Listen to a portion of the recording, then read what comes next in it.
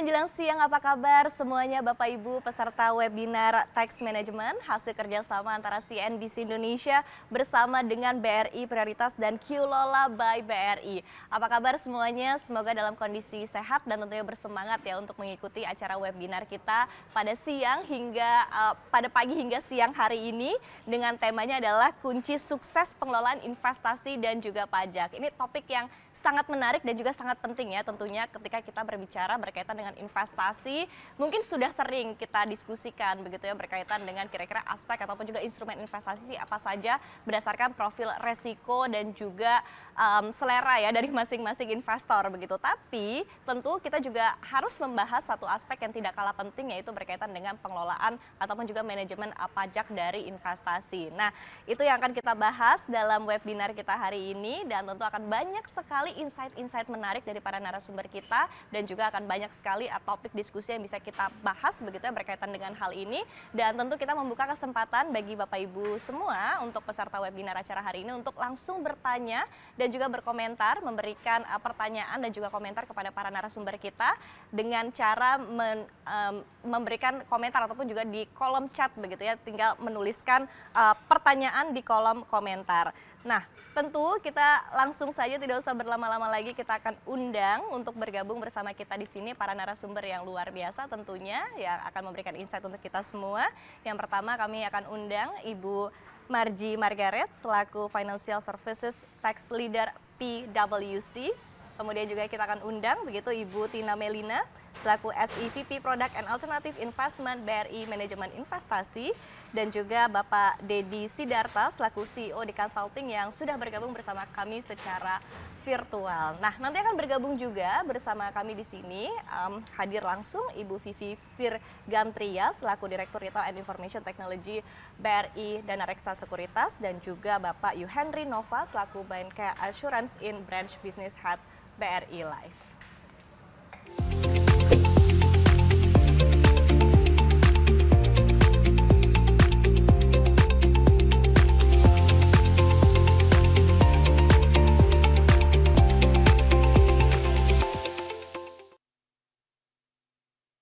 Baik, kita akan sapa dulu narasumber kita yang sudah hadir di sini, Ibu Margie dan juga Ibu Tina. Apa kabar? Baik. Terima kasih. Selamat pagi. Terima kasih sudah bergabung bersama kami di sini dan tentu juga kita akan sapa yang sudah hadir secara virtual, Pak Dedi. Pak Dedi, apa kabar, Bapak? Oke, baik. Terima kasih sudah bergabung bersama kami dan tadi kita saya sudah gambarkan sedikit ya kira-kira topik apa sih yang akan kita bahas dalam webinar hari ini yaitu adalah pengelolaan investasi ataupun juga manajemen investasi dan juga pajak. Ini menarik ya Ibu karena ketika kita berbicara berkaitan dengan investasi biasanya yang pertama difikirkan adalah instrumen investasinya apa, kemudian akan memberikan return seperti apa, profil resiko juga seperti apa begitu. Tapi kadang kita suka lupa ketika sudah menghasilkan return ini ada juga yang harus kita bayarkan yaitu adalah pajak begitu. Nah, tapi mungkin kita akan mulai dari basicnya terlebih dahulu begitu dari Ibu Tina sendiri ketika kita berbicara berkaitan dengan manajemen investasi ataupun juga pengelolaan investasi, pengelolaan portofolio sendiri. Mungkin bisa digambarkan seperti apa dan ketika kita kaitkan juga dengan kewajiban kita untuk membayar pajak ini seperti apa Bu Tina? Baik. Silakan dengan presentasinya Ibu. Baik, terima kasih. Selamat pagi semuanya audiens yang menghadiri webinar ini. Mungkin saya ingin menjelaskan sedikit bahwa pada saat kita tadi bicara ini mengelola keuangan kita ya. Jadi saya akan berangkat dari bagaimana sih sebenarnya kita harus mengelola keuangan kita dan apa saja sih yang harus kita kelola terkait dengan financials.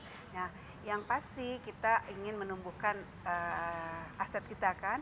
Nah, investasi adalah salah satu instrumen untuk menumbuhkan aset kita. Tetapi pada saat aset kita sudah bertumbuh, tentu kita tidak boleh lupa untuk memenuhi kewajibannya karena di situ ada hal juga komponen pengelolaan keuangan terkait dengan perpajakan.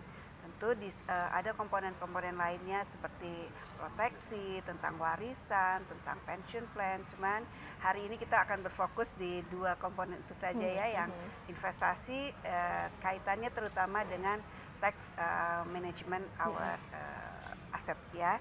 Nah, mungkin semua itu untuk apa sih? Sebenarnya kita ingin pun menjadi pribadi yang pasti menjadi pribadi yang memiliki kebebasan finansial.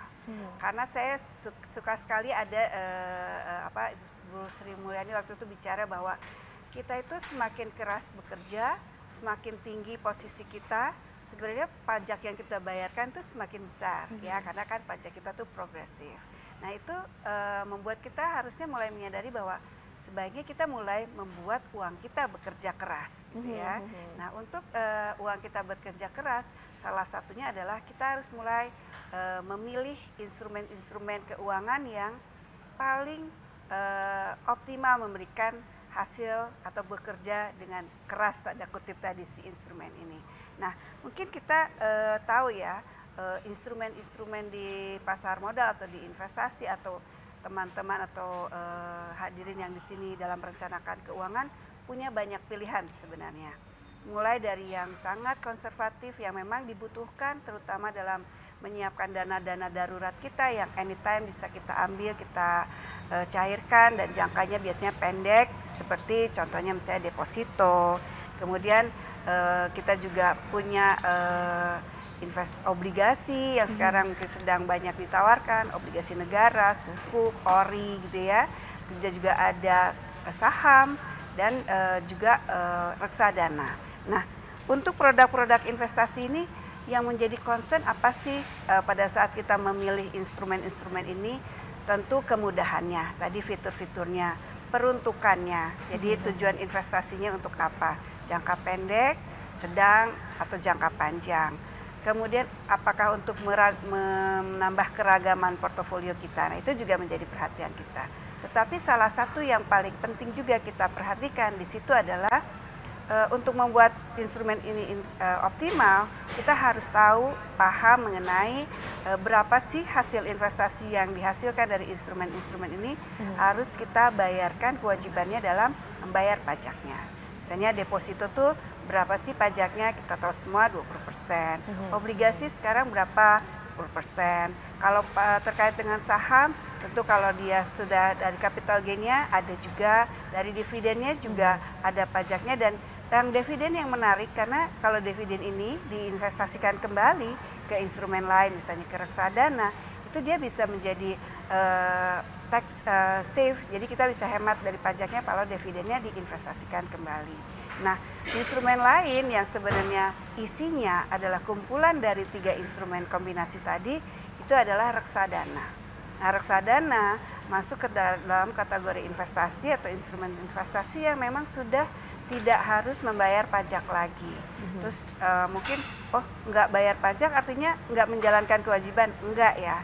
Nah itu sebenarnya kita bayarkan loh pajaknya. Tapi siapa yang membayarkan? Kami, manajer investasinya. Karena reksadana itu, mungkin saya akan masuk ke reksadana sendiri sebagai sekilas ya, artinya kalau tadi deposito, obligasi, saham, kita tuh harus manage sendiri atau memilih sendiri instrumen yang mana, returnnya berapa, sahamnya apa, emitennya apa.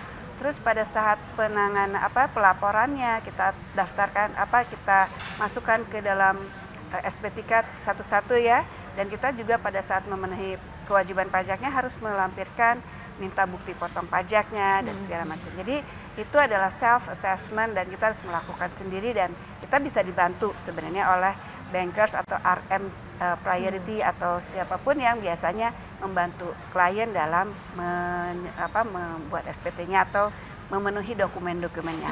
Nah, kalau di reksadana semua peran itu dilakukan di manajer investasinya, sehingga nasabah sudah mendapatkan return yang net, artinya sudah terpotong pajak, dan dalam melaporkannya pun di SPT sudah clear kalau penghasilannya itu adalah hasil dari pertumbuhan investasinya atau capital gain, dia masukkan ke dalam sumber penghasilan yang tidak kena pajak, ada kolomnya, ada row-nya sendiri khusus. Kemudian juga kalau misalnya aset itu juga masih ada di akhir tahun, dia harus tetap dimasukkan sebagai harta di SPT-nya nasabah ini.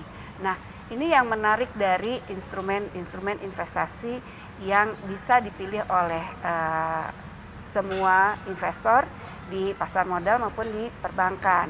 Nah, itu tinggal kita sesuaikan profil resiko kita, cocoknya yang mana instrumennya. Sebenarnya kalau saya bilang semua profil punya kecocokan untuk dengan semua instrumen ini. Karena kalau yang masih muda dia bisa ambil saham komposisinya lebih besar mungkin. Kalau dia nggak ngerti atau nggak punya waktu untuk pilih saham yang mana, dia bisa masuk ke reksadana saham, karena yang memilihkan investasinya manajer investasinya, yang pasti dia tahu dananya jangka panjang. Tapi kalau yang misalnya menjelang pensiun juga dia mungkin harus masuk ke yang lebih konservatif, tetapi returnnya harus mengalahkan inflasi, jadi harus punya obligasi, sahamnya juga punya sedikit. Nah, pada saat kita sudah memilih instrumennya, kita harus mulai juga tertib ya, memastikan kewajiban dalam manajemen pajaknya sesuai. Nah, salah satu kemudahan juga instrumen investasi atau instrumen keuangan, misalnya dalam mungkin nanti ada ahlinya ya dalam mewariskannya. Karena kalau sebagai praktisi, pada saat kita punya warisan bentuknya aset, pasti ada biaya-biaya pengalihan aset yang sebenarnya a bit costly. Nah, kalau misalnya untuk instrumen investasi, contohnya reksadana, memang ada proses pengalihannya. Setelah semua dokumen tentang perwarisannya lengkap, sebenarnya aset ini bisa langsung dialihkan ke ahli waris dan biaya pengalihannya relatif lebih efisien dibandingkan dengan aset misalnya properti seperti itu. Jadi itulah kenapa kita harus semakin selektif memilih, menyesuaikan dengan tujuan tadi. Let your money work hard for you, so you have to manage itu semua pilihannya, dan kita juga harus concern perpajakan di dalam instrumen-instrumen yang kita pilih atau aset-aset investasi yang kita miliki, baik financial asset maupun non-financial asset seperti properti misalnya emas atau apapun. Mungkin itu sedikit penjelasan dari saya terkait dengan ini. Nah, saya mungkin boleh berbagi sedikit tentang, tadi Ibu kok ngomonginnya reksadana aja sih gitu ya.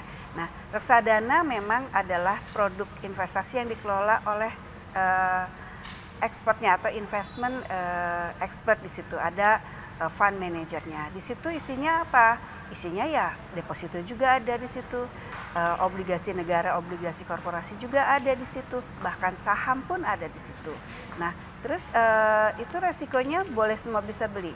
Bisa, karena ada yang risiko rendah, konservatif, sampai yang agresif pun ada. Tapi yang penting adalah returnnya seperti apa? Returnnya kalau yang liquid kayak model tabungan bisa keluar masuk, pasti di atas deposito atau relatif lebih tinggi daripada tabungan. Tetapi kalau ingin lebih, ya kita harus sesuai dengan prinsip. Kalau investasi, high risk, high return. Sama dengan tadi, kalau bekerja semakin tinggi posisi atau penghasilan, high kewajiban pajaknya. Nah, itu justru ya berarti kita harus sesuaikan tuh posisi kita di mana, komposisi investasi kita di mana. Contohnya yang kita bisa kasih lihat adalah reksadana kita yang pasar uang, returnnya di sekitar 3,5 sampai 4% net ya, sudah tidak ada pajaknya. Kemudian kalau yang equity bisa ada saat ini ada yang sampai 10%. Bahkan kita punya G20 Syariah Global Fund itu dalam 3 bulan terakhir sudah mencapai 9% net. Jadi memang semua itu harus harus dibekali dengan pemahaman tentang marketnya. Untuk itu kita memiliki dan memang bidangnya ya, memang tugasnya harus mengelola investasi itu dan memastikan investor juga terliterasi. Nah, ini forum-forum seperti ini nih yang membuat kita suka, karena we have a chance to literate more gitu ya, dan membagi informasi. Mungkin tadi oh kalau dividen begitu ya, oh kalau reksadana pajaknya gini ya. Seperti inilah yang kita ingin terus membuka dan berbagi dengan masyarakat. Oke, thank you banget Ibu Tina.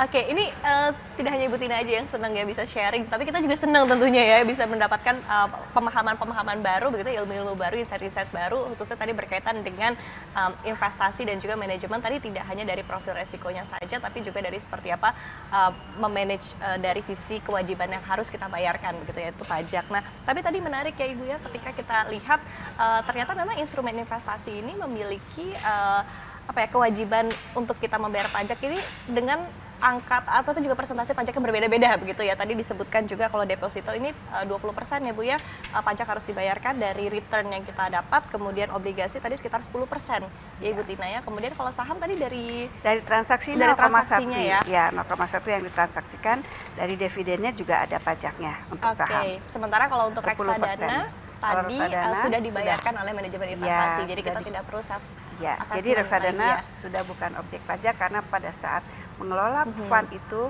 kami sudah memenuhi kewajiban untuk pembayaran pajak dari instrumen-instrumen yang menjadi underlying si reksadana itu. Tapi jujur Ibu, mungkin kalau misalnya bagi investor ya, apalagi yang masih awam ini langsung pusing nih ya Bu ya.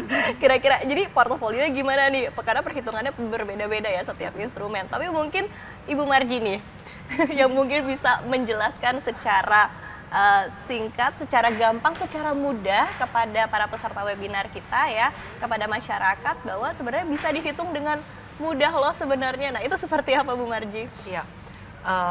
Berita baiknya dulu begitu ya. Untuk ini kan sebetulnya hari yang sangat baik sekali, kita bisa sharing dari awal tadi faktor risiko untuk menentukan profil masing-masing calon investor itu kan tidak sama ya. Tapi kalau kita berangkat dari katakanlah saya memang yang profilnya konservatif, kemudian mau ambil deposito tadi. Sebetulnya kalau saya melihatnya kita tidak terlalu perlu pusing menghitung. Kenapa? Pajak itu di Indonesia sistemnya adalah sebetulnya entah itu dipotong pihak lain atau kita lapor sendiri, self-assess ya.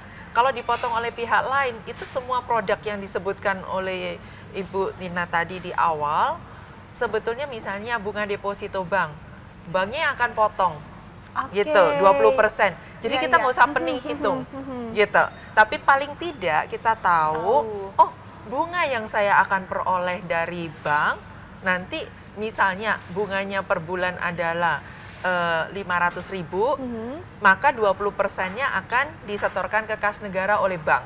Jadi saya sebagai calon investor yang punya uangnya, kita tidak berhitung sih.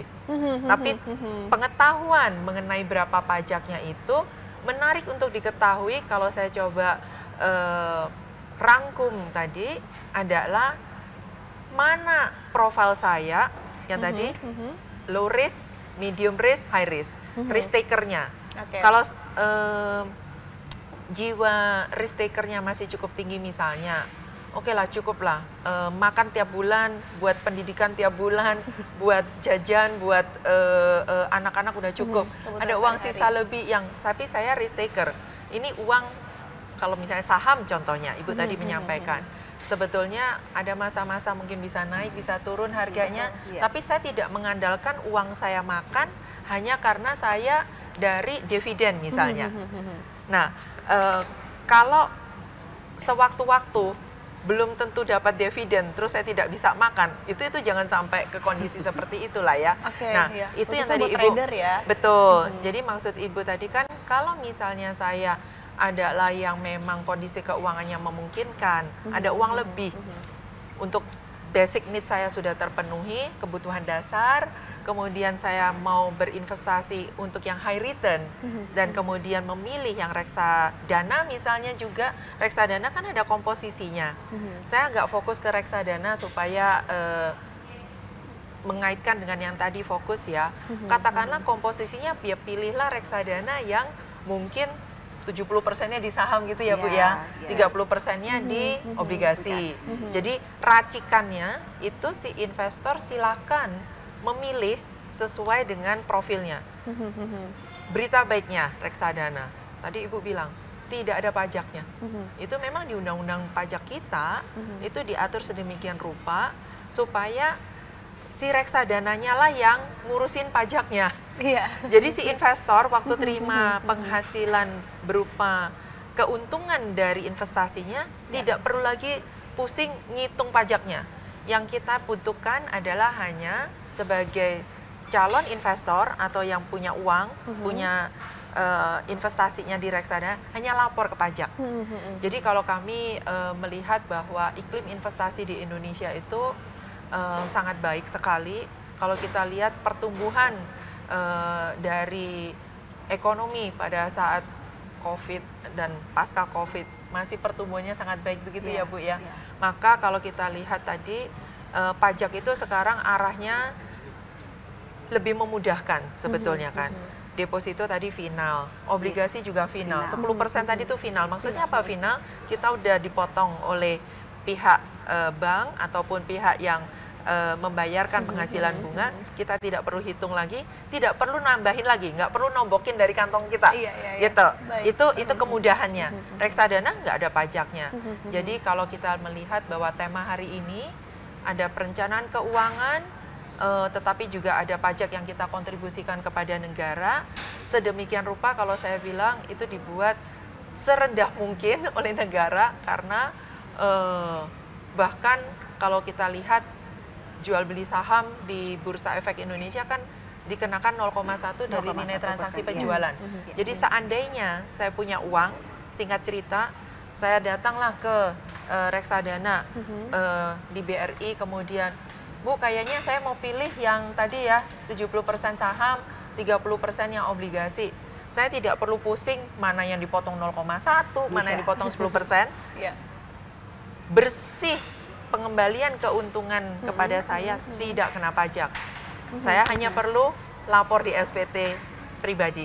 Itu. Baik. Jadi tadi pertanyaannya langsung terjawab ya oleh Ibu Marji. Tadi pertanyaannya ketika mungkin kita pusing begitu ya dengan perhitungan pajak segala macam, tidak perlu pusing ya Ibu ya, karena sudah dipotong dan disetorkan ke negara. Dipotong dan disetorkan ke negara yang oleh pihak lain. Benar, yang penting saya kita hanya lapor. Tahu, kita paham, jadi kita bisa lapor. Kita bisa lapor gitu ya. Dan tidak perlu nambahin lagi dari kantong kita sendiri lagi untuk membayarkan pajaknya. Betul, jadi nggak perlu ribet kurang bayar, lebih bayar dan lain sebagainya, nggak perlu ya Bu ya, karena udah tadi sudah dilaporkan dan juga sudah dibayarkan ya kepada negara. Nah, tapi mungkin kita bisa bedah lagi sebelum ke Pak Dedi ya. Sebentar Pak Dedi, mungkin ke Bu Tina tadi tanggung karena kita berbicara berkaitan dengan tadi dari saham gitu ya. Nah, kalau dari saham sendiri, ini sebetulnya pajaknya dipotongkan dari gain, capital gain yang ada dari perubahan harga saham yang kita dapatkan ketika saham tersebut naik ya tentunya, atau dari dividen juga. Nah, ini perhitungannya seperti apa? Perbedaan dari gain, capital gain dan juga dividen untuk pembayaran pajaknya. Prinsip dasarnya sama sih sebenarnya. Kalau untuk saham ya, sebenarnya nanti ada Bu Vivi jagonya. Tapi saya kebetulan memang memanage itu juga sebagai underlying. Artinya untuk bertransaksi saham itu berinvestasi di saham itu ada dua lah yang harus kita pahami, bahwa ada pajak yang dikenakan atas transaksinya, saya tadi penjualan, ada pajak yang dikenakan atas dividennya. Kalau misalnya transaksinya tadi 0,1 per transaksinya, persen ya, 0,1%. Tapi kalau yang hasil investasinya yang biasa kita sebut dividen itu ada 10% juga. Nah tadi memang saya cerita, ada loh, saya mungkin nanti ditambahkan lagi Bu Marji bahwa kalau dividen mau lebih tax savvy lagi atau kita hemat lagi, ya kita bisa dividen yang hasil tadi instrumen saham itu kita bisa investasikan lagi atau tempatkan lagi ke instrumen financial lagi yang 10%-nya bisa consider di bebas gitu. Jadi the beauty of investment tuh masing-masing ada gitu loh. Cuman kita harus cari nih cakepnya di mana nih instrumen ini. Jadi kalau misalnya tadi kenapa sih ada produk reksadana di antara udah ada saham, obligasi, deposito tabungan, kenapa masih ada reksadana? Karena memang masyarakat kita kadang-kadang kan pengen ada yang ngurusin tuh. Benar. Supaya mau naruh di mana ya, sahamnya berapa, obligasinya berapa, komposisi yang pas buat saya tuh seperti apa ya. Nah itulah kenapa hadirnya instrumen ini di pasar modal ya. Betul. Menjadi pilihan kepada masyarakat atau investor yang nggak cukup waktu untuk melototin equity mana atau saham mana yang harus saya pilih. Mungkin juga untuk pengurusan pajaknya pengen praktis, terus juga pengen pilih yang sesuai profil risikonya, karena dia ada basicnya ada 4 kelompok lah, sesuai profil risiko dan dipilihin oleh yang expert. Kenapa yang expert? Karena kerjaannya fund manager ini memang memperhatikan market, memperhatikan pergerakan harga saham di di bursa, analisa teknikal, fundamental, ya didukung dengan riset dan itu kan semua sebenarnya already provided investor tinggal pilih aja, sesuaikan profil resikonya, sesuaikan tujuan uangnya nanti untuk jangka panjang, menengah atau pendek. Jadi nanti dimatchingkan. Biasanya untuk memudahkan nanti ada bantuan dari financial advisor, karena produk-produk investasi ini biasanya dipasarkan di perbankan atau sekarang fintech juga ada. Kalau butuh untuk wealth management atau affluent market biasanya dibantu oleh financial advisor, karena biasanya ingin lebih dalam, informasinya ingin lebih banyak, supaya dalam memutuskan pilih yang mana dia bisa lebih komplit informasinya. Jadi nggak salah pilih instrumen yang cocok, kan digalikan nanti. Oh, profil investasi ibu tuh seperti ini. Oh, penggunaan uangnya untuk jangka menengah ya Bu, atau untuk uang sekolah atau apapun. Sepertinya instrumen yang pas untuk ibu kombinasi dari A, B, C. Untuk cashnya ibu tetap harus ada di deposito ya Bu, tabungan harus ada. Jadi financial advisor lah yang nanti akan memberikan rekomendasi ya. Seperti di BRI Prioritas kan semua ada relationship manager, priority-nya yang memberikan advisory. Oke. Ya. Boleh silakan Ibu. Iya. Untuk melengkapi Ibu saja, jadi khusus untuk yang saham yang kena 0,1 itu sebetulnya dari Capital nilai gain. total transaksinya. Jadi bukan dari keuntungannya, bukan dari selisihnya. Kenapa negara minta 0,1 itu udah rendah banget, dan itu final one go kena udah gitu. Jadi misalnya saya beli saham tadinya nilainya 1 juta, pada saat kemudian itu harga saham naik menjadi 5 juta, saya jual 0,1-nya kena dari yang 5 juta. 5 juta. Ya, tapi kalau yang dividen memang berapapun, misalnya dividennya itu adalah misalnya 1 juta, maka kena yang tadi, katakanlah saya individu, 10%-nya dari yang 1 juta. Nah, keuntungannya yang tadi Ibu Tina sampaikan, kalau kemudian saya itu adalah ingin supaya 10%-nya juga tidak kena, di undang-undang kita juga memungkinkan itu diinvestasikan ulang. Jadi saya tidak masuk reksadana dulu, saya beli saham sendiri, kemudian keuntungan dividennya baru saya investasikan ke reksadana. 10% tadi yang saya sampaikan untuk dividennya juga nggak kena. Jadi 10% nggak kena, keuntungan nanti yang dari investasi dari reksadana saya terima bersih, tidak dikenakan pajak lagi. Oh wow, yes, bisa bisa demikian ya Ibu ya. Itu dan memang sesuai undang-undang perpajakan kita begitu. Jadi tadi artinya walaupun kita mendapatkan dividennya kan tadi dari saham ya, tapi kita bisa berinvestasikan dalam instrumen lainnya ya. Betul, betul.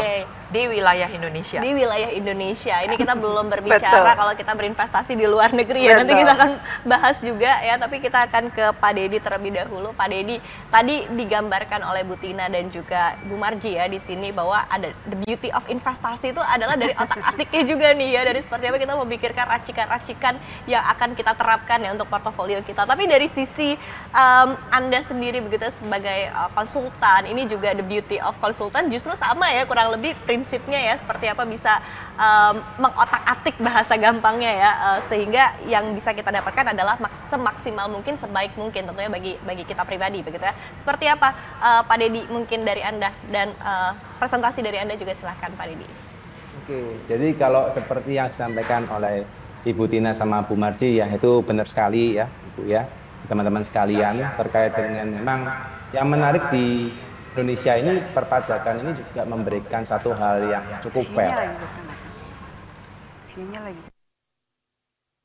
Oke, tes. Oke ya, jadi memberikan satu hal yang cukup fair untuk kita semua sebagai wajib pajak ya. Kenapa? Karena memang tarif pajak yang disiapkan ya di Indonesia ini memang sudah berbagai macam ya. Misal seperti tadi yang sempat dijelaskan, ada pajak final untuk investasi gitu ya, ada yang pajak normal, gitu ya, ada pajak final UMKM, ada pajak final badan dan sebagainya. Memang itu sudah diatur sedemikian rupa supaya kita bisa memilih gitu ya, pajak mana yang cocok untuk kita. Gitu. Jadi kita sebagai warga negara baik untuk saat ini memang kita penting Bu untuk kita paham gitu ya terkait dengan perpajakan ini seperti apa sih. Ya jangan sampai kita ini nggak paham terkait dengan perpajakan gitu ya, terutama apa mungkin kita cuma Apa mungkin, oh ya sudah saya pokoknya dapat uang nih, saya dapat penghasilan ya sudah, saya nggak utak-utik di investasi, saya biarin aja gitu ya, dan saya nggak mikirin pajaknya gitu ya, pokoknya masuk ke satu instrumen aja gitu ya. Itu akhirnya kita punya apa? Kita punya aset nggak bisa berkembang ya pastinya ya. Pastikan kita juga kepingin gimana caranya bisa mengembangkan aset kita dengan lebih baik. Begitu sih kurang lebih Bu. Oke, baik Pak Dedi. Tapi mungkin ingin ditambahkan juga mungkin kalau dari apa ya, tadi sedikit begitu dari Bu Marji, istilahnya strategi-strategi yang bisa dilakukan ya tadi untuk memaksimalkan hasil investasi kita sebetulnya. Ini seperti apa Pak Dedi dari Anda sendiri, strategi yang biasa dilakukan untuk mungkin dari portofolio dan lain sebagainya seperti apa Pak Dedi? Oke, menarik. Jadi begini Bu, kalau terkait dengan strategi membagi aset ya, biasanya kalau saya, karena saya juga belajar tentang financial planning ya, selain saya juga di konsultan pajak, memang kita waktu menginvestasikan satu dan lain hal, itu kita harus memperhatikan yang pertama gainnya berapa Bu. Jadi gain itu keuntungannya berapa, itu yang pertama. Yang kedua, juga kita memperhatikan aspek daripada apa, daripada pajaknya berapa. Ya, jadi misal nih kita punya aset di dalam Indonesia ini kan macam-macam ya Bu yang bisa kita investasiin dan kita bisa mendapatkan keuntungan. Sebagai contoh, simple orang misalnya mau investasi, pertama kali mereka dapat uang Bu dari gaji, pertama kali mereka akan masukkan kemana? Pasti masukkan ke dalam tabungan. Itu sudah paling sederhana, gitu ya. Mereka masuk ke tabungan, oke, sekarang bunga tabungan berapa sih? 1 atau 2%. Ya, di mana di tabungan tersebut Bu, itu juga ada biaya pajaknya ketika mendapatkan bunga 1-2%. Ya, let's say di tabungan dapat pajak berapa? 20% daripada bunga tabungan yang didapatkan. Ya, naik sedikit gitu ya. Oke, saya masukkan kemana? Ke deposito gitu ya. Misalnya, oke, simpel-simpel saya dari tabungan naikin ke deposito nih. Ya, deposito ternyata bunganya kira-kira berapa? Ya, bisa 4%, bisa 5% tergantung ya. Maksimal mungkin 6% sesuai dengan LPS gitu ya. Nah, dari sana pun dapat berapa? Dapat pajaknya 20%. Ya, misalnya lagi, oke, dari tabungan saya sudah dapat nih. Saya mau ngapain lagi ya? Oh, saya masukkan ke saham ya. Mulai nih teman-teman milenial masukin ke saham. Oke ya, mulai diversifikasi ya, masuk ke saham sebagian. Nah di saham ada aspek lagi untuk setiap penjualan saham adalah 0,1% ya. Kalau beli kita tinggal beli, kalau jual saham di bursa, ini ngomongnya di bursa ya, kita pakai sekuritas dan sebagainya gitu ya, kita akan dapat pajak 0,1% ya. Nah dan juga tadi sempat dijelaskan oleh Bu Tina terkait dengan reksadana ya. Reksadana ini kan sebagai salah satu apa ya, pihak gitu ya, yang mungkin kalau kita misalnya paham sebagai finansial, bisa mengatur finansial kita dengan baik, biasanya kita akan bagi Bu ya. Oke, sekarang saya punya di tabungan nih dana liquidnya kita harus berapa persen sih? Oh misalnya saya atur misalnya nggak lebih daripada 15% total aset gitu ya. Oh oke, kalau gitu saya akan masukkan lagi ke deposito. Deposito berapa persen sih? Nah ini dibagi-bagi nih gitu ya. Nah atau misalnya kita masukin lagi ke saham lah, ya, ke properti lah, ke logam mulia lah, dan macam-macam gitu ya. Tergantung kita mau baginya kemana, ya. Tapi kadang-kadang kalau kita enggak bingung Bu baginya Bu, gitu ya. Kita kan kalau kita pintar baginya tahu tuh, oh masukin di properti dan pajaknya kalau jual 2,5%. Tapi capital gain-nya berapa nih? Oh kira-kira kalau sekarang habis COVID nggak naik-naik nih gitu ya, gitu ya. Nah tapi kalau misalnya nggak ngerti baginya, ya udah kita lempar. Biasanya kalau saya sebagai perencana keuangan, saya ngomong kalau memang Anda nggak ngerti cara baginya, ya udah lemparin aja ke teman-teman yang mahir untuk membagi. Yaitu biasanya manajer investasi, ya. Dan manajer investasi memang ada di tempatnya reksadana Bu. Yang biasanya ketika kita masuk, kita tinggal pilih. Oke, saya mau kemana? Saya mau masuk ke reksadana saham lah, reksadana pasar uang lah, atau macam-macam gitu ya. Tapi yang ngelola semuanya benar-benar manajer investasi yang jago-jago. Ya, dan yang memang keren diatur seperti sempat dijelaskan oleh Bu Tina dan Bu Marji, bahwa reksadana itu kan terdiri dari banyak macam produk investasi. Jadi ketika sudah masuk ke dalam kita sebagai investor, itu idealnya pajaknya sudah dipotong di atas Bu, ya, dari pengelola tadi. Jadi sekarang tinggal kita bisa mengolah atau tidak bisa mengolah. Kalau bisa mengolah ya monggo, silakan dilakukan sendiri. Tapi kalau tidak bisa ya bisa kita lempar ke teman-teman yang mahir untuk mengolah tersebut. Itu sih Bu. Baik, terima kasih Pak Dedi ya, tadi strategi yang bisa dilakukan. Tapi biasa kan strategi orang juga berbeda-beda nih. Tapi mungkin dari Bu Tina ataupun juga Bu Marji punya strategi-strategi yang dilakukan atau kurang lebih juga sama seperti yang tadi disampaikan Pak Dedi. Ibu mau dulu.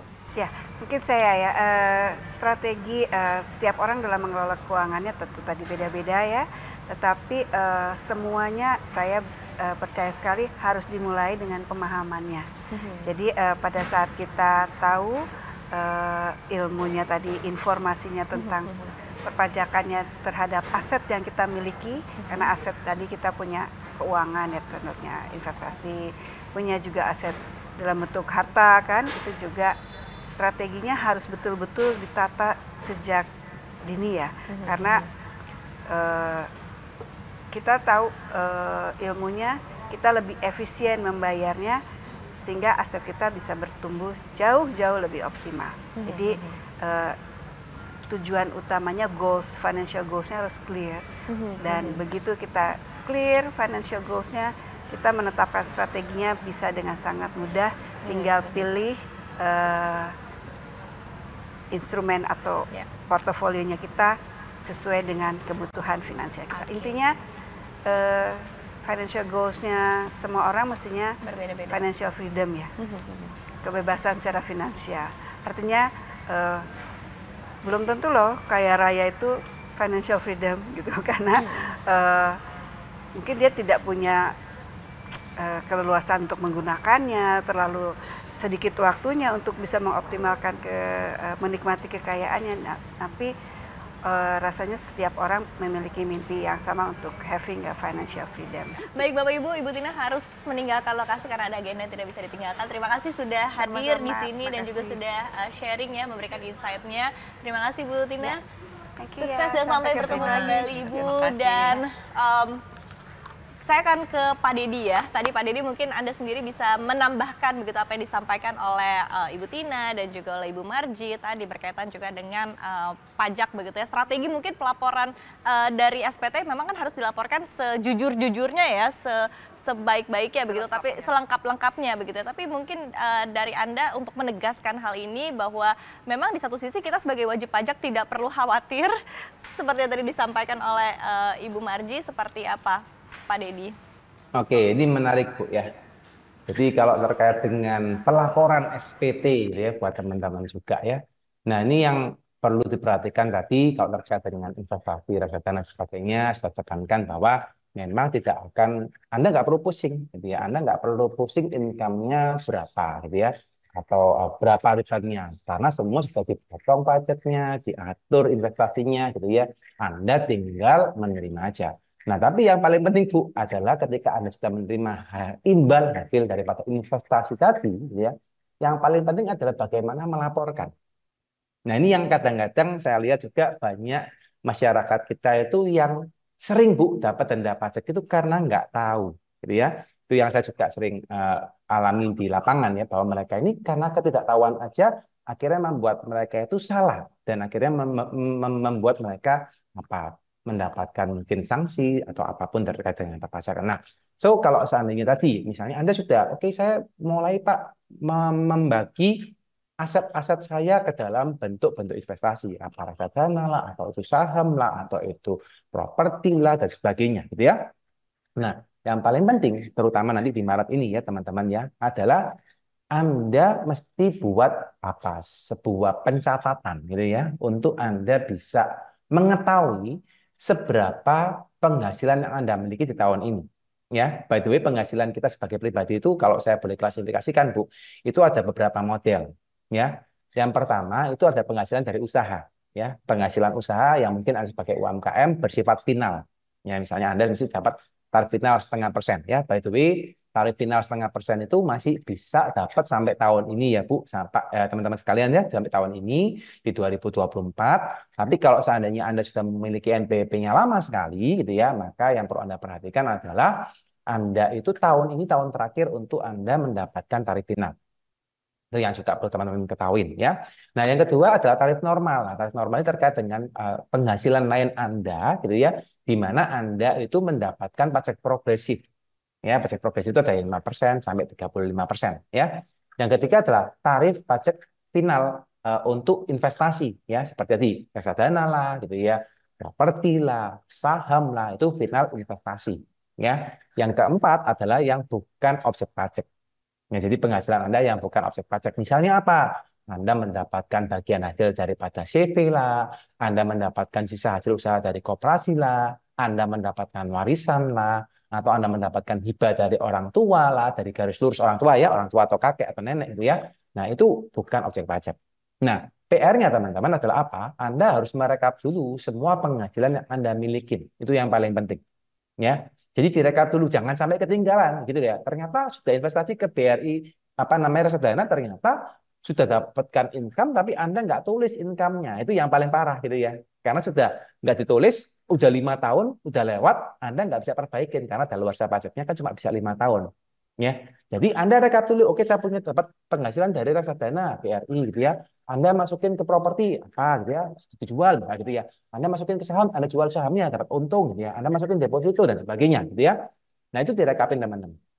Ya, habis direkapin, Anda sudah tahu oh ternyata saya punya penghasilannya ini. Nah, setelah itu Anda hitung berapa pajak yang masih harus Anda bayar, terutama untuk pajak-pajak yang sifatnya tidak final, Bu. Ya, misalnya penghasilan dari usaha lah, atau penghasilan Anda sebagai pekerja lepas lah, itu harus dihitung ulang.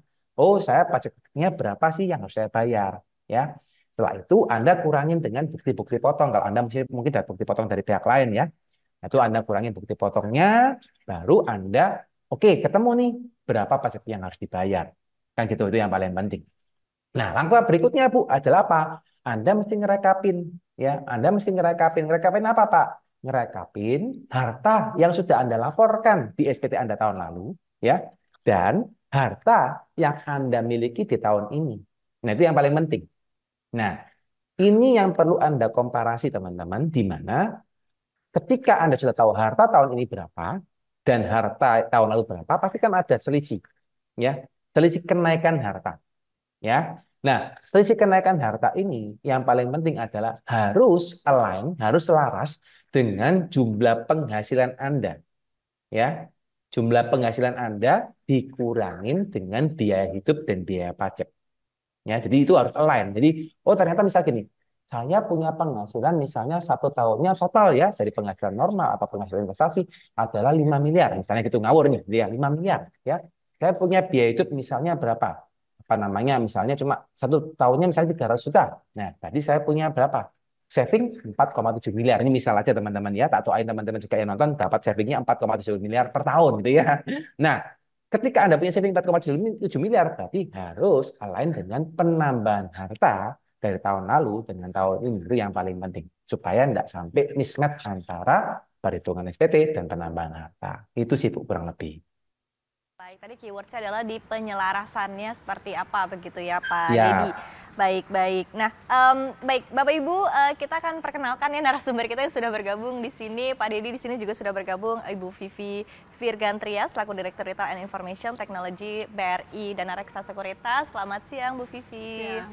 Dan juga sudah bergabung bersama kami di sini Bapak Yuhendri Nova selaku Bank Insurance in Branch Business Head BRI Life. Selamat siang. Oke, dari tadi kita sudah membahas ya berkaitan dengan strategi untuk investasi, manajemen investasi dan juga kaitannya dengan kewajiban kita untuk membayar pajak. Nah, dari tadi sebetulnya Ibu Vivi udah banyak nih dijelaskan ya berkaitan dengan reksadana, begitu bahwa reksadana ini sendiri untuk pembayaran pajaknya kan sudah dilakukan ya. Jadi sehingga tentunya buat masyarakat tidak perlu pusing lagi begitu. Tapi mungkin Bu Vivi punya penjelasan sendiri seperti apa, presentasi sendiri seperti apa. Silakan Ibu. Baik, terima kasih Bu Moderator untuk waktunya. Ada sedikit presentasi yang ingin saya sampaikan, boleh ditampilkan? Nah, oke ya, sebelumnya saya ingin memperkenalkan saya dari PT BRI Dana Reksa Sekuritas. Mungkin next slide. Sekilas mengenai BRI Dana Reksa Sekuritas ya. Jadi BRI Dana Reksa Sekuritas ini merupakan anak perusahaan dari Bank BRI, di mana Bank BRI mempunyai share sebanyak hampir 70% dan Dana Reksa sendiri 30%. Nah, untuk Dana Reksa Sekuritas ini apa sih yang di cover ya? Nanti ada hubungan dengan pajaknya seperti apa? Nah, sebelumnya kita ini memfasilitasi nasabah yang ingin berinvestasi di pasar modal. Nah, ini ada beberapa komponen yang mungkin sudah dikenal istilah-istilahnya ya. Kita mempunyai SID. SID itu single identity, mungkin mirip-mirip KTP kita ya. Ada satu unique number di mana number ini dikenal sebagai SID kita. Kemudian ada juga SRE. Nah, ini sebetulnya rekening efek, tempat kita nyimpen saham-saham kita nantinya. Nah, kemudian ada RDN. Nah, ini yang ada kaitannya dengan Bank BRI nanti adalah RDN, di mana kalau singkatannya tuh rekening dana nasabah. Peruntukannya khusus untuk investasi. Nanti kita lihat ya, relate-nya antara RDN, antara saham, dan investasi lainnya. Oke, next-nya. Nah, RDN ini dia seperti rekening bank, tapi dikhususkan untuk investasi saja. Gunanya untuk apa? Penampungan dana saja. Penampungan untuk kalau kita belanja saham, top up-nya di sana. Pada saat kita jual saham, masuknya juga di sana. Kita ingin withdraw ya kita tinggal instruksikan ke sekuritas. Mungkin sedikit perbedaan dengan tabungan seperti apa sih karakteristiknya? Kalau tabungan mungkin kita punya buku tabungan, punya kartu ATM gitu ya. Tapi kalau untuk RDN tidak, karena fungsinya memang hanya untuk penampungan saja. Nah, untuk RDN BRI sendiri ada keunggulan yang tidak dimiliki oleh RDN bank lain, di mana ini masih diberikan bunga walaupun kecil. Tapi ya still oke dibandingkan dengan RDN di bank lainnya. Next-nya. Nah, caranya bagaimana sih kalau kita untuk memulai investasi di pasar modal ini?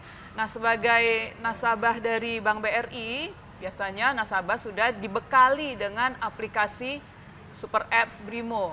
Nah, dari Brimo ini kita bisa mulai investasi kita dengan cara ada menu RDN di dalam menu investasi, kemudian kita bisa lengkapi data, kita bisa selfie, digital onboarding ya.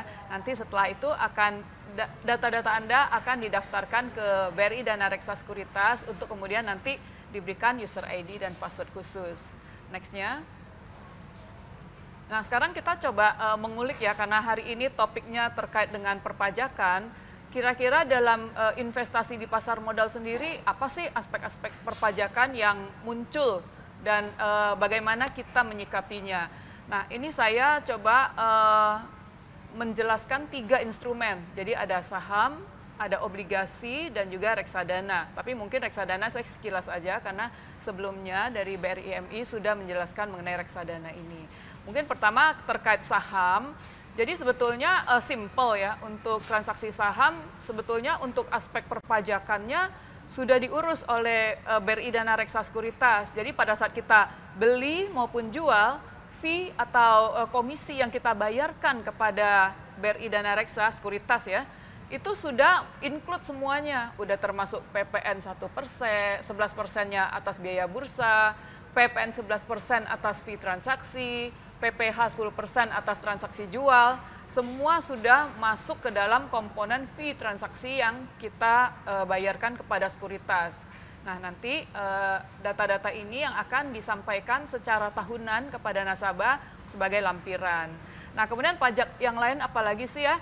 Ada pajak terkait dividen. Jadi kalau kita investasi saham kan salah satu yang kita harapkan kita mendapatkan dividen. Nah, pajak atas dividen ini dikenakan 10% awalnya gitu ya. Cuman ada sedikit perubahan nih untuk dividen ini, ternyata ada relaksasi. Jika dividen ini kita reinvestasikan kembali, nah ini kita bebas pajak nih. Ini kabar baiknya untuk nasabah-nasabah semuanya ya. Jadi kita bisa masukkan lagi ke instrumen investasi, misalnya saham juga gitu ya. Nah, contoh-contoh saham yang memberikan dividen salah satunya tentu Bank BRI, BBRI dengan kode emitennya ya. Nah, ini rajin banget nih setiap tahun memberikan dividen. Nah, dividen ini sekali lagi kita bisa bebas pajak kalau kita belikan lagi instrumen investasi. Nah, tapi kalau jika tidak diinvestasikan kembali, misalnya setelah dapat dividen diambil untuk belanja yang lainnya, tetap itu dikenakan pajak 10%. Jadi ada baiknya kita gulung aja ke investasi yang lainnya. Memang holding periodenya ditentukan 3 tahun. Nah, tata caranya tentu ini self assessment gitu ya. Jadi self assessment dividen ini kita terima, kita belanja apa ya kita rekap sendiri aja untuk kita self assessment ke pajak nantinya. Kemudian next-nya. Nah, untuk instrumen lainnya terkait obligasi, karena di BRI Dana Reksa sendiri melalui aplikasi Brights, ini bisa bertransaksi untuk 3 instrumen, saham, obligasi, maupun reksadana. Nah, untuk obligasi sendiri, apa sih faktor perpajakan yang terdapat di dalamnya? Nah, jika kita ada capital gain, nah kita akan dikenakan 10% dari capital gain yang kita dapatkan dari transaksi obligasi. Jadi misalnya kita belinya 100, jualnya 101. Nah, 1 itulah yang dikenakan 10% sebagai pajak atas capital gain kita. Kemudian apalagi sih kupon.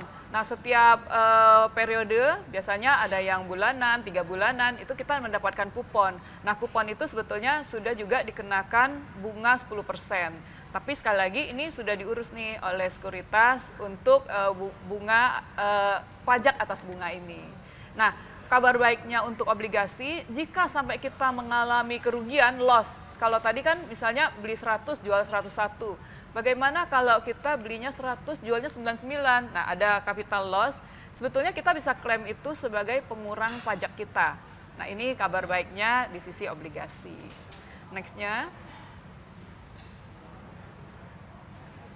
Nah, kalau untuk reksadana sendiri mungkin tadi sudah di pembicara sebelumnya bahwa berdasarkan undang-undang yang ada untuk pajak penghasilan ini terkait instrumen reksadana untuk nasabah sudah bebas objek pajak. Jadi sudah nasabah akan terima free dan tidak dikenakan objek pajak lagi.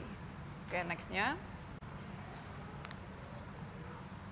Nah, untuk BRI Dana Reksa Sekuritas sendiri, kami memberikan support full untuk nasabah-nasabah kami terkait support untuk pelaporan pajak ini. Jadi posisi harta di akhir tahun kami selalu tepat waktu untuk mengirimkan statement of account, di mana di situ sudah tercatat harta dari nasabah berikut dengan market value. Market value itu kayak harga sahamnya kan pasti fluktuatif ya. Jadi posisi di akhir tahun kita angkanya berapa sih? Nah, itu setiap bulan dikirimkan secara tepat waktu. Dan juga kami mengirimkan juga lampiran kepada nasabah terkait posisi transaksi jual. Karena di situ ada pajak juga yang tadi 10% ya. Nah, itu juga sudah dilampirkan dan tinggal nasabah cetak dan lampirkan pada saat pelaporan pajak ini. Nah, jadi setiap tahun kami rutin akan mengirimkan blast email kepada nasabah supaya nasabah tidak lupa juga, tapi juga disiapkan juga di dalam aplikasi pun bisa diakses untuk menu ini. Oke, next-nya. Nah, ini untuk sosial media kami, jadi jika ada pertanyaan lanjutan nanti terkait talk show hari ini, silakan bisa follow dan bertanya juga di media sosial kami. Demikian dari saya, terima kasih. Terima kasih Bu Vivi, akhirnya dirunutkan ya. Dari tadi kita sudah membahas, begitu akhirnya dirunutkan, digambarkan secara jelas begitu oleh Ibu Vivi. Terima kasih Bu Vivi untuk presentasinya, dan nanti juga kita membuka kesempatan ya bagi para peserta yang ingin bertanya langsung untuk narasumber kita di akhir sesi acara hari ini. Nah, tadi kita sudah membahas mungkin dari sisi investasi dan juga pengelolaan ya, termasuk dari reksadana sendiri begitu. Nah, tapi yang menjadi kunci penting juga bagi perencanaan keuangan ini adalah seperti apa kita juga harus mempertimbangkan untuk sisi proteksi ya. Nah, ini akan ada presentasi juga tentunya dari Bapak Yuhendri Nova. Mungkin silahkan dengan presentasi Anda seperti apa proteksi ini menjadi pilar penting sebetulnya dalam manajemen finansial, manajemen keuangan kita dan juga pengaturan keuangan, pengelolaan keuangan. Ya, thank you. Tadi saya juga menarik yang Bu Vivi sampaikan tadi ya. Sebenarnya yang Bu Vivi sampaikan tadi bicara tentang piramida keuangan yang ada di perencanaan keuangan itu masuk ke second step-nya, di mana sebagai salah satu instrumen untuk menumbuhkan kekayaan gitu. Jadi kalau misalnya bicara tentang perencanaan keuangan, secara simpel kita bisa bagi 3. Pertama itu memproteksi aset pribadi yang memang kita identifikasi income kita itu resikonya apa gitu ya, yang kita dapatkan. Jadi kalau misalnya lebih clear, mungkin di next slide ini bisa terlihat. Tugas pertama kita itu adalah memproteksi keamanan keuangan kita. Karena apa? Karena resiko itu kan tidak tahu kapan terjadinya. Jadi mulai dari keamanan keuangan itu bisa jadi kita harus memproteksi cash flow bulanan, kewajiban bulanan, terus juga bagaimana memprotek hal-hal yang mungkin menjadi risiko. Nah, keamanan keuangan ini bisa didapatkan tentunya dengan perencanaan atau melakukan manajemen risiko asuransi namanya. Nah, itu kita sebut di perencanaan keuangan itu pilar pertama. Sementara di pilar kedua sendiri, tugas kita itu atau tujuannya itu lebih kepada bagaimana aset kita ini bisa bertumbuh, ya menumbuhkan. Menumbuhkan itu yang tadinya setelah kita proteksi, di dalam proteksi itu tentunya nanti ada unsur investasi dan unsur proteksi yang sudah kita split ya. Nah, tujuan dari proteksi itu salah satunya nanti bertumbuh dan makin membesar. Nah, itu di pilar kedua. Instrumennya apa? Macam-macam. Bisa tabungan, bisa investasi dan segala macam. Itu ada di pilar kedua. Tujuan dari pilar kedua ini tentunya setelah income kita dapat dan berkembang, tentunya kehidupan kita nyaman kan. Setelah nyaman baru kita bisa berpikir next step-nya apa. Next step-nya itu lebih kepada bagaimana mendistribusikan kekayaan kita pada generasi selanjutnya. Nah, ini sebenarnya lebih kepada strategi personal ya. Jadi yang sering kita lupa kan adalah kita itu tidak menganggap diri kita tuh sebagai aset gitu. Yang sering terlupakan tanda kutip. Mungkin sudah banyak yang berpikir seperti itu saat ini.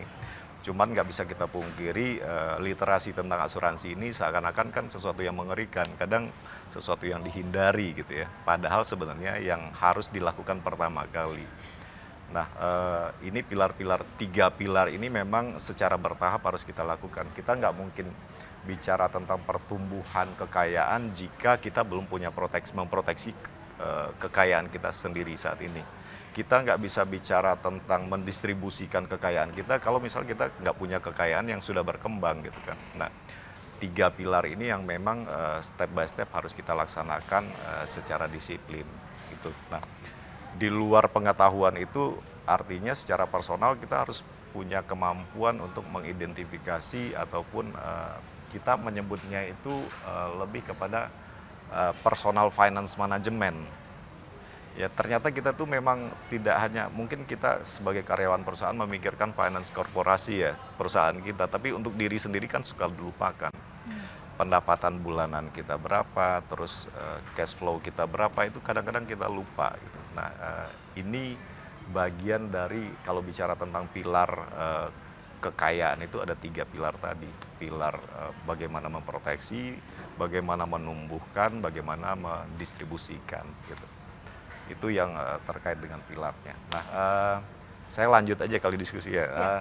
Di next informasinya coba kalau karena saya di asuransi, saya akan fokus di pilar pertama ya, karena di situ itu yang harus dilakukan adalah bagaimana mengurangi risiko dengan jalan memindahkan. Jadi asuransi itu sebenarnya bukan satu instrumen yang menyediakan satu bentuk kekayaan enggak, tapi dia memberikan perjanjian, memberikan manfaat jika terjadi satu risiko. Jadi secara ilmiah disebut transfer risk. Nah, transfer risiko ini di-cover oleh insurance. Nah, kalau kita lihat jenis-jenis asuransi yang bisa ditransfer risikonya mungkin banyak ya. Yang sekarang ada kasat mata kita itu kan seringnya itu adalah benda-benda ya, yang secara visual dan fisik bisa kita lihat, mobil contohnya. Itu pasti kita mikirin asuransinya apa. Karena mobil ini kita anggap sebagai media yang sangat urgent di hidup kita untuk mobilitas, menghasilkan pendapatan.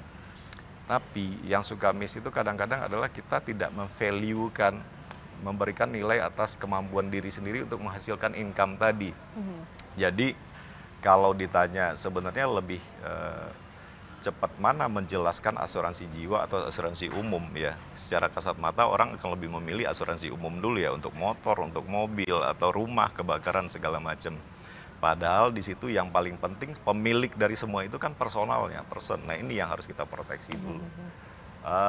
Nah, untuk bicara untuk diri atau jiwa sendiri atau manusia itu lekat dengan risiko kesehatan, risiko meninggal dunia. Nah, dua-duanya ini sudah ada berbagai macam jenis produk yang tersedia di market yang memang bisa kita pilih. Nah ini model risk transfer ini bisa kita terapkan.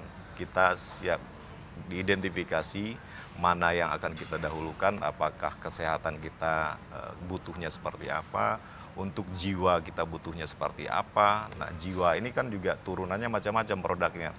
Ada yang hanya dalam bentuk beasiswa pendidikan, ada yang uang pertanggungan saja, segala macam. Itu memang pengetahuan yang ternyata dalam pengalaman saya di lapangan itu ternyata memang harus diedukasi gitu. Jadi kalau kita menghindari tentang tentang asuransi, udah alergi dengan bahasa asuransi, dan sampai kapanpun kita nggak akan tahu asuransi itu sebenarnya manfaatnya apa. Padahal sebenarnya ini bisa dijadikan sebagai tools ataupun alat untuk membantu hidup kita sendiri. Ini yang sering terlupakan. Nah, jadi kalau resikonya sudah ditransfer, artinya at least beban pikiran kita itu untuk memikirkan jika terjadi resiko kesehatan gitu ya. Kita itu sudah tidak akan mencari berapa income yang memang tabungan, misalnya tabungan yang kita siapkan untuk kesehatan. Itu kan kadang nggak terbatas ya. Biaya kesehatan tuh kadang juga unpredicted, sesuai dengan diagnosa gitu. Inflasi juga tinggi. Itu juga tinggi. Nah ini yang harus kita ukur dari depan sehingga tidak mempengaruhi cash flow yang tadinya kita wajibkan. Bahwa ingat di pilar pilar pertama tadi, cash flow itu sesuatu yang utama yang harus kita protect. Nah kalau risikonya tidak kita transfer, kita nggak bisa memprotek itu. Jadi tinggal menunggu waktu itu akan terjadi, dan keuangan kita itu akan terjadi sesuatu yang membuat kita berat secara finansial gitu. Nah, beberapa pertanyaan yang muncul itu di lapangan tuh, Pak, kalau misalnya asuransi itu menarik, terus asuransi apa yang harus saya punyai terlebih dahulu gitu kan? Nah ini pertanyaan yang kadang menarik juga untuk dibahas, tapi yang paling utama tentunya yang dekat sama kita itu yang paling sering ya tentunya mengidentifikasi risiko apa. Risiko kesehatan itu paling sering ya, sakit itu kadang ada dua jenis tuh, sakit yang butuh perawatan, penanganan dan rawat inap di rumah sakit, atau yang cuma sekedar rawat jalan. Nah dua-duanya ini di produk asuransi jiwa juga sudah tersedia, jadi kita tinggal harus pintar memilih mana yang cocok dengan kemampuan finansial dan cocok dengan manfaat yang ditawarkan. Setelah itu, setelah kesehatannya bisa kita manage, sudah punya cover tentang asuransi kesehatan, kita beranjak kepada jiwa. Jika terjadi risiko meninggal dunia, karena apa? Karena khususnya untuk tulang punggung keluarga ataupun pencari nafkah misalnya, di asuransi jiwa itu kan dikenal dengan istilah insurable interest ya, yang terdampak jika pencari nafkahnya mendapat resiko meninggal dunia contohnya. Artinya jika suami meninggal dunia, istri, anak segala macam itu kan kehilangan potensial income yang biasanya dihasilkan oleh si pencari nafkah. Nah ini juga harus kita proteksi. Jadi macam-macam yang harus kita identifikasi, mana nih yang resikonya paling besar dan paling dekat dengan kita. Kesehatan perlu, kesehatan diri sendiri kalau kita sudah dari kantor, istrinya sudah di cover atau tidak, anaknya sudah atau belum. Nah ini kita harus pintar-pintar mencari itu secara umum. Nah terus saya juga secara simpel, mumpung di sini ada kesempatannya, bahwa ada teknik sederhana dalam mengidentifikasi perencanaan keuangan tadi ya. Jadi kalau kita menyebutnya itu 4321. Jadi dari 100% income kita, 40% itu adalah cash flow bulanan. Jangan dibalik, biasanya itu 100%-nya cash flow gitu. Jadi nggak punya lagi kita untuk hal-hal lain. Nah, 40% ini yang memang dari income kita, artinya ada outcome atau biaya yang harus kita sesuaikan dengan income. Tapi guidance sederhananya, banyak sekarang tools yang lebih komplit, tapi secara sederhana 40% itu adalah untuk cash flow bulanan. 30% ini maksimum untuk kewajiban ataupun utang dan segala macam KPR, punya cicilan apa segala macam 30% kita bisa alokasikan. Nah, 20% itu yang kita alokasikan sebenarnya untuk yang tadi masuk ke pilar perencanaan keuangan tadi. Bisa di dalamnya ada instrumen investasi, tabungan atau asuransi. Nah, Oke, jadi proteksi masuk ke yang ke 20% tadi. Nah, 10% lah yang kita menyebutnya itu apa ya, dana kebajikan lah, untuk menolong saudara, menolong orang tua gitu kan. Jangan dibalik komposisinya, kalau dibalik udah berantakan yang ke depannya. Jadi itu teknik sederhana sebenarnya. Jadi dari 20% bisa dipilih untuk asuransinya berapa, terus instrumen untuk masa depan dalam bentuk tabungan atau misalnya investasi berapa, itu bisa dikalkulasikan di sana. Nah, itu bicara tentang bagaimana mengelola keuangan secara personal. Di BRI Life sendiri bicara jenis produk. Saat ini juga kita ada satu produk champion yang memang memberikan manfaat dan sekaligus jawaban bahwa biasanya orang yang takut sama produk asuransi itu kan preminya hilang ya, duitnya hilang. Nah, di produk ini enggak. Di next slide ini mungkin bisa dilihat bahwa 105% dari yang sudah dibayarkan itu dikembalikan. Nah, itu menjawab juga kekhawatiran para millennials misalnya. Nanti ikut asuransi kan preminya hilang kalau saya nggak ada apa-apa gitu kan. Padahal sebenarnya konsep itu salah. Kalau terjadi apa-apa, manfaatnya berjalan. Nah, kalau tidak terjadi apa-apa, produk yang ini, yang di BRI Life ini juga bisa sebagai instrumen untuk seperti apa ya, ada semi prinsip savingnya di situ. Jadi kalau misalnya, bisa di next slide misalnya. Anggaplah di produk ini dia memilih preminya secara tahunan 10 juta. Bayarnya 5 tahun, perlindungannya 8 tahun. Di tahun ke-8, 105% dari 50 juta itu dikembalikan. Nah, artinya kan seakan-akan hanya menitip ya, konsep tabungan ada di situ ya, tapi ini produknya asuransi. Nah, kenapa produk ini diluncurkan oleh BRI Life? Karena tadi pembicaraan kita di depan bahwa ada yang alergi asuransi, ada yang takut uangnya hilang dan segala macam. Nah, ini produk tradisional yang memang memberikan keleluasaan bahwa takut preminya hilang, enggak. Takut uang pertanggungannya kecil, enggak. Bisa dapat uang pertanggungan. Terus apalagi bayarnya 5 tahun tapi pertanggungannya 8 tahun, ekstra 3 tahun. Terus ada juga manfaat penyakit kritis. Jadi ini kayak all in produk ada di situ. Jadi ini yang sekarang menjadi produk championnya. Nah, ini bisa menjadi salah satu instrumen yang digunakan oleh nasabah untuk mengelola keuangannya tadi. Mungkin itu summary secara umum dari saya. Oke, baik. Terima kasih. Ini sudah banyaknya pertanyaan yang masuk. Kita akan langsung saja untuk lihat pertanyaannya. Yang pertama, ini dari Farhan Nugraha. Ini pertanyaan untuk tahun 2024. Diperkirakan berapa rata-rata return investasi di jual beli saham, obligasi negara, SBN, obligasi korporasi, reksadana dibandingkan dengan deposito. Ini mungkin proyeksi ya untuk 2024. Mungkin kita bisa bandingkan juga dengan tahun lalu 2023. Ibu Vivi mungkin? Ini pertanyaannya satu, jawabannya banyak gitu ya. Karena beragam yang ditanyakan ya. Coba saya jawab satu-satu ya. Untuk 2024 diperkirakan berapa rata-rata return investasi di jual beli saham. Kita ngomong yang jual beli saham dulu ya. Jadi gini ya, saham ini jenisnya banyak macam gitu ya. Jadi yang terdaftar di Bursa Efek Indonesia ada kurang lebih 950 jenis saham.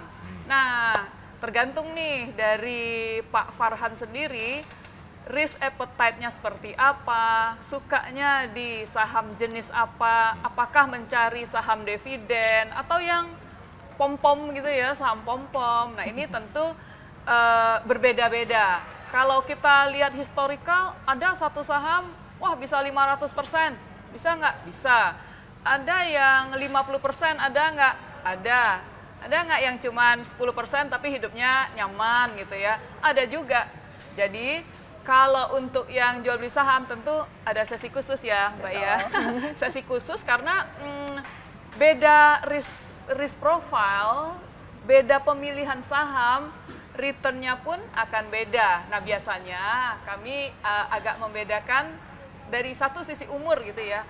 Pemilihan saham di sisi umur akan beda nih. Jadi yang umur 50 tahun ke atas, atau 40 tahun ke atas, atau 20 tahun gitu ya, akan berbeda untuk pemilihan sahamnya, dan returnnya pasti beda juga.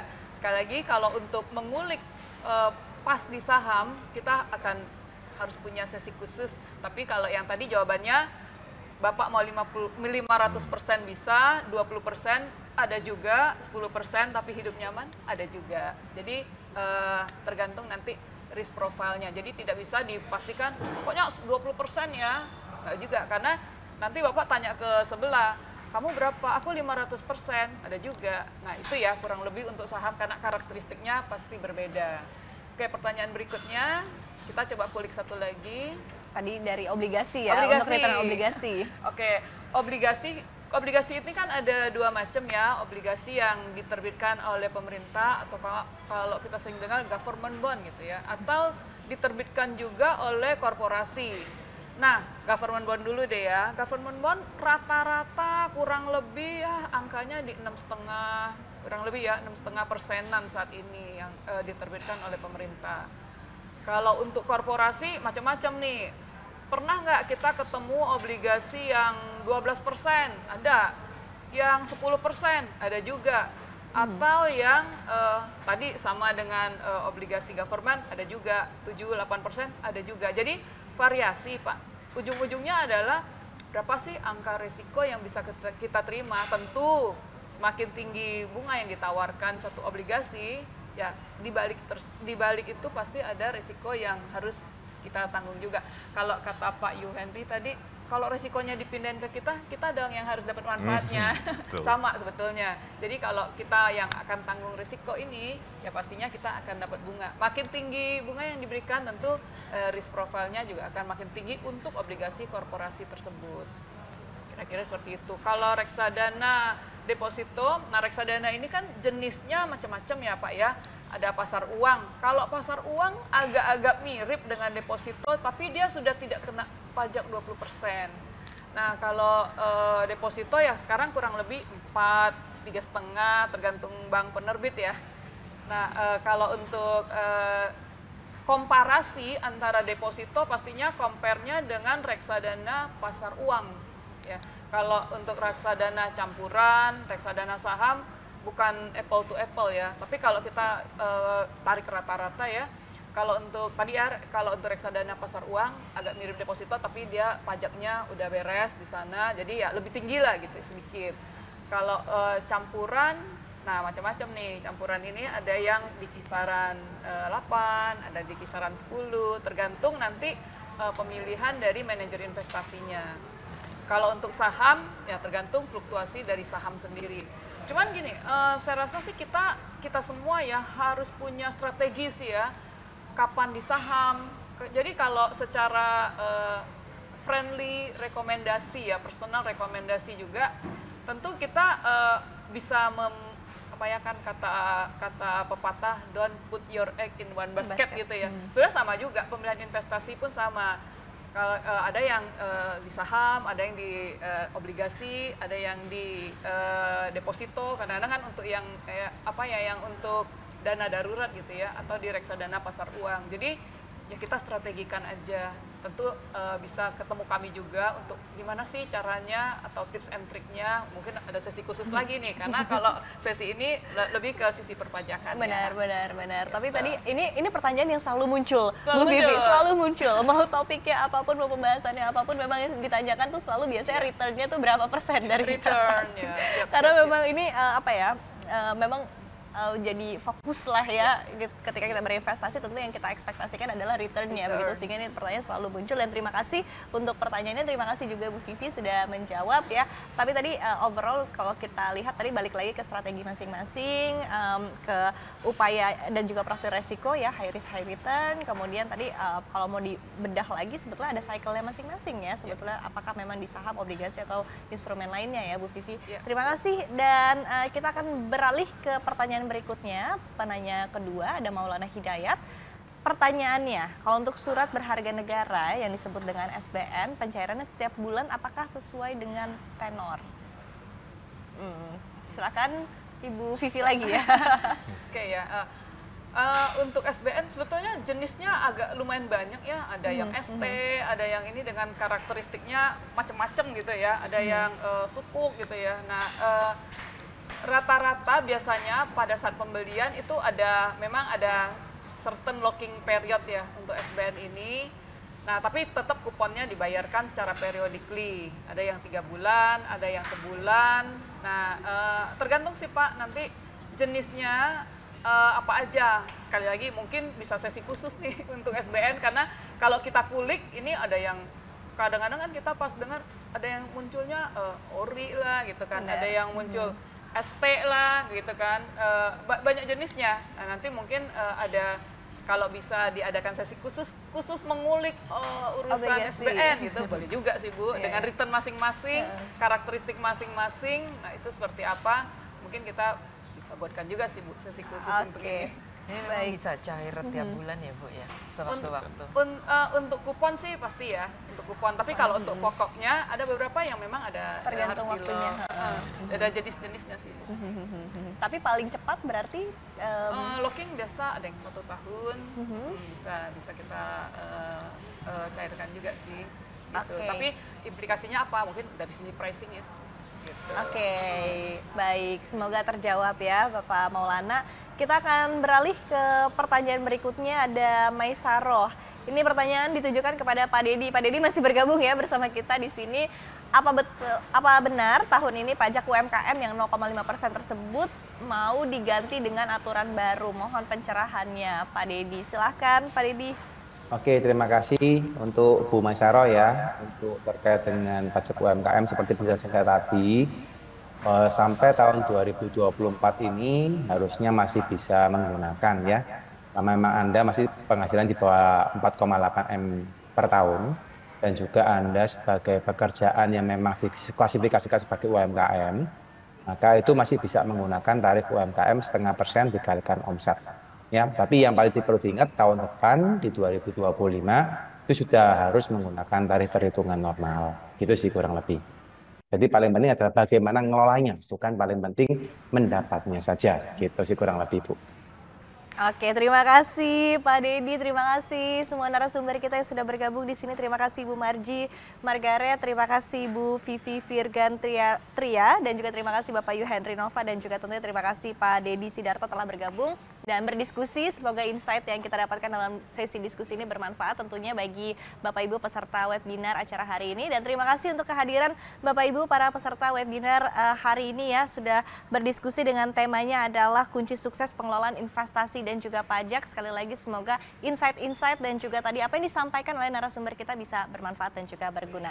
Demikian tidak terasa kita sudah tiba di akhir webinar hari ini. Saya Syarifah Rahma pamit. Terima kasih sekali lagi dan sampai bertemu di acara berikutnya. Dan sekali lagi acara ini merupakan hasil kerjasama antara CNBC Indonesia bersama dengan BRI Prioritas dan juga QLola by BRI. Selamat siang dan sampai berjumpa kembali. Terima kasih.